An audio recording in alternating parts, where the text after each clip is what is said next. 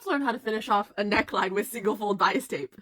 So a lot of the times when you sew a piece of clothing, you're going to have a neckline at the end that has raw edges, and you have to finish off those raw edges in some way, and single fold bias tape is one of those ways that you can do so. Now let's say this is the piece of fabric that I want to finish off this raw edge of, and this is the right side. I'm going to take my single fold bias tape, unfold one of the edges, and I'm going to place the right side against the right side of my fabric that I want to finish off the edge of. Now, this next part is kind of tricky. When you are sewing, you will have what is essentially an imaginary stitching line, and the space in between that will be your seam allowance. Now, this seam allowance, we don't care what that seam allowance is. We just have to make sure to stitch along that stitching line, and we have to make sure to also stitch in the fold, this first fold of the bias tape. So I have to try to line up that first fold of the bias tape with that imaginary stitching line, and that is where people get a little bit tripped up. But once you got it in place, you just got to take it over to the machine and sew it. And here we go. You'll notice I stitched right in that fold, and I've placed it against that imaginary stitching line on my fabric.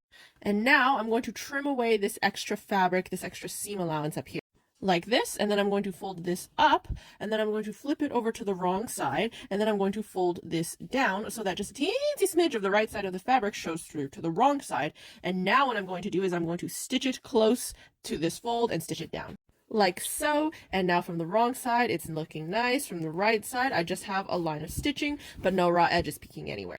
Now, the reason using bias tape is good for necklines is because if you ever find yourself stitching around any curves, this bias tape will stretch around those curves without actually rippling or distorting. So I'm going to do the exact same thing, line the fold up with whatever my stitching line is and stitch it down all the way around.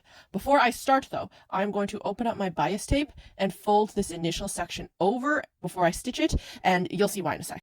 All right, so I have this initially stitched down all the way around. I try not to stretch the bias tape as I stitched it, and I folded this initial part over before I started it, so that when I flip this over to the wrong side, that initial little first flip I did ends up covering that edge. There's no raw edges now.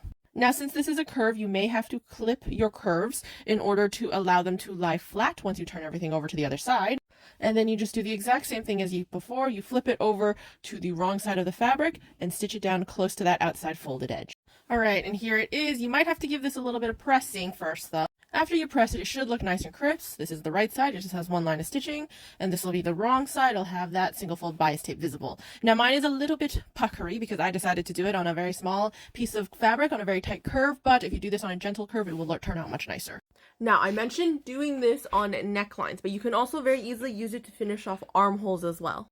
And if you do what I mentioned about that little fold over at the beginning, you'll see right here, it's a nice folded edge, no raw edges peeking out. I hope this helps. Happy sewing!